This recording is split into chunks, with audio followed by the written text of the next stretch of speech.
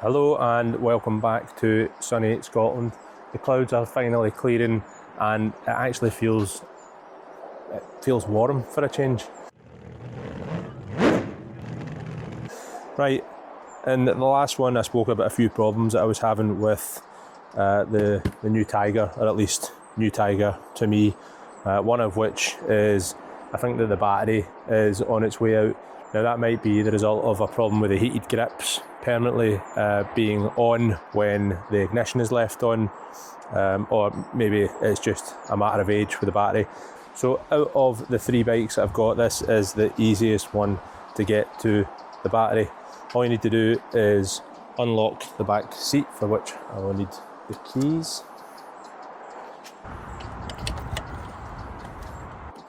That comes off super easy. And then the front seat just slides off as well.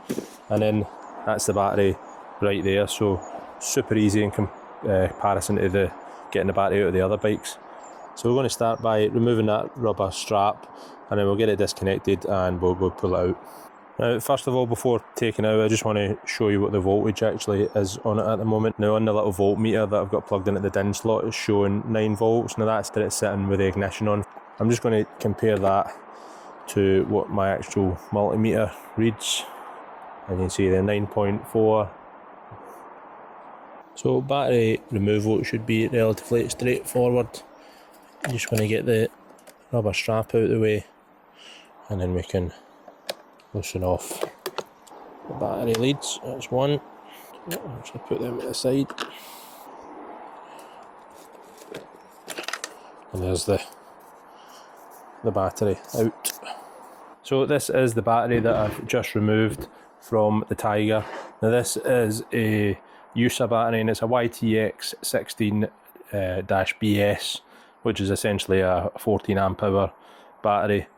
Now, as we measured on the bike, it had less than 10 volts in it. But what I'm going to do is I'm going to take my handy little battery tester here, and we're going to stick it onto it and see what the battery health is. Now, I can do this in two ways.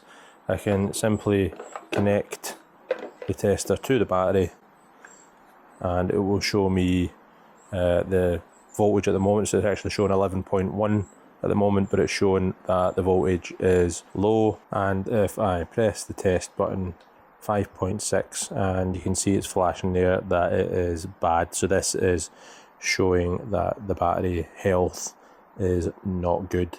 Now, another way that I can do this is I can actually connect this to Bluetooth to the phone. Now, this is a relatively cheap and cheerful battery tester, topped on, bought it on Amazon, but it does allow you to connect to this Battery Lab app on the phone, which is pretty good.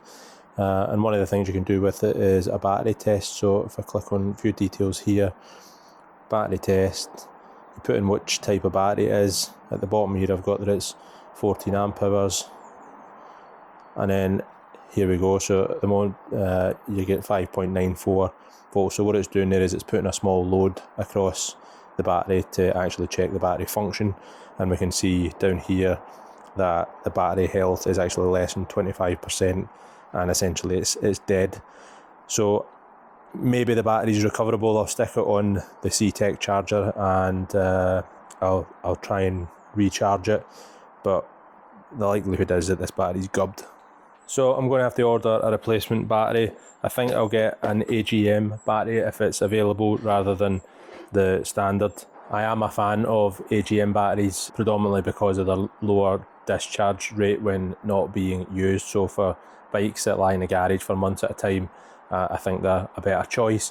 Can be a little bit more expensive, but each to their own.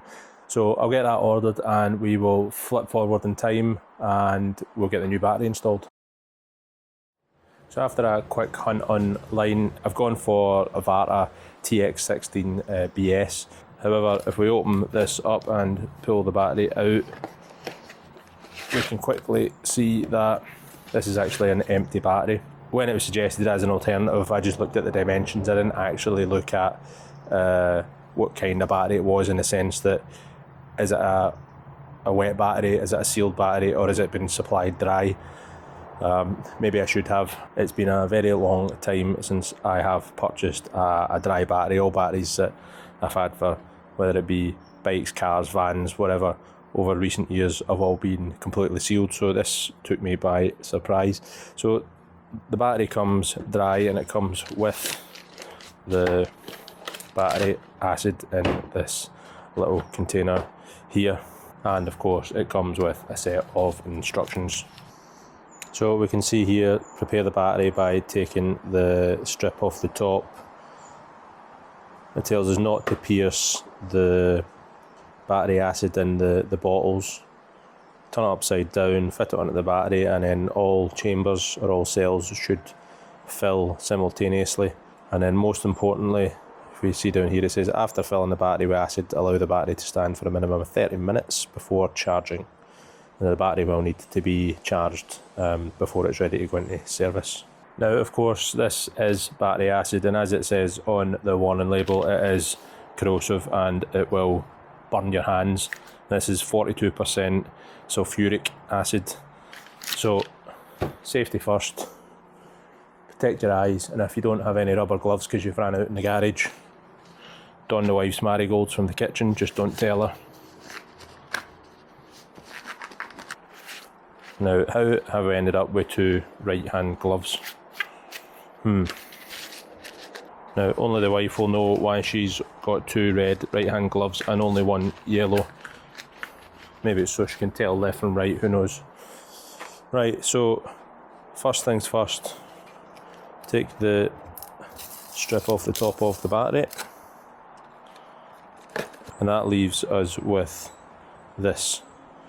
Then we can open up the sulfuric acid and get ready to pour it into those little holes. Now, as hopefully you can see, this is not one big bottle, it's 1, 2, 3, 4, 5, 6, so 6 individually filled bottles of acid for 6 cells in the battery. So we pull the top plastic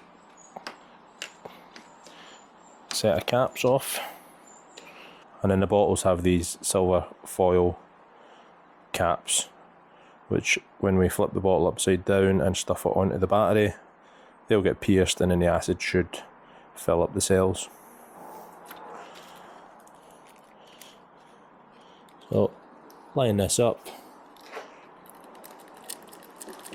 push it in, and then we wait. Okay, so that's that now empty, so we will carefully remove the bottles, nice and empty. That's for the garbage, and then the cap that came off of the bottles is what goes on to the battery. And then make sure to press that all the way in. Now that is considered a closed battery, and it says on the instructions, closed batteries do not require any maintenance in the form of added water, therefore do not open the battery. So that's it, that should be it for life.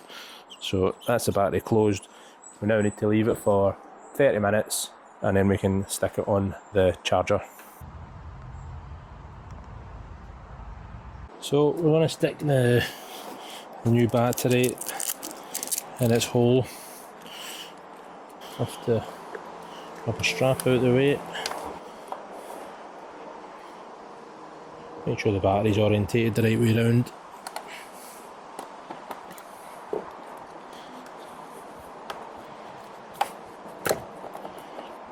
Get it all the way down, put the strap over the top.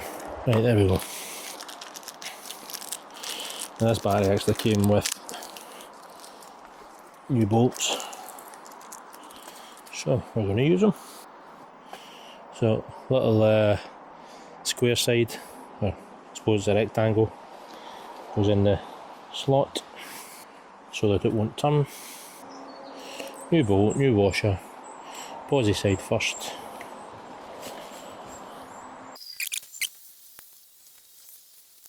Now before I go turning anything on etc, I'm going to put my battery tester on this just to do the same thing as we did with the old battery,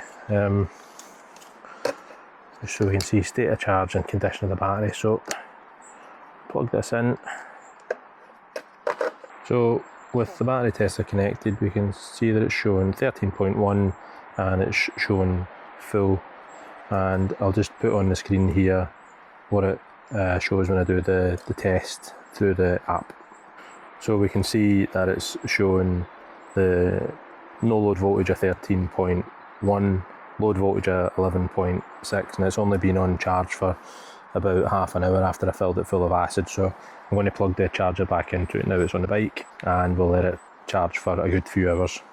Now, last but not least, because I've had the battery disconnected, I'm going to plug in the OBD and fire up Tune ECU and just see if we get any fault codes that need to be cleared. So let's have a look at that.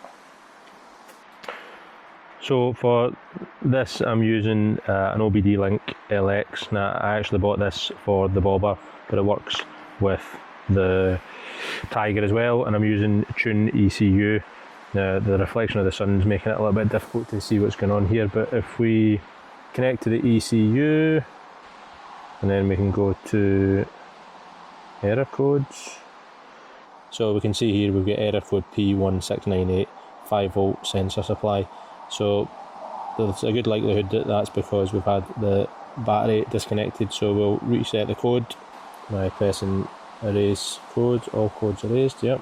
And now we'll start it, and hopefully there'll be no error codes, so give it a start.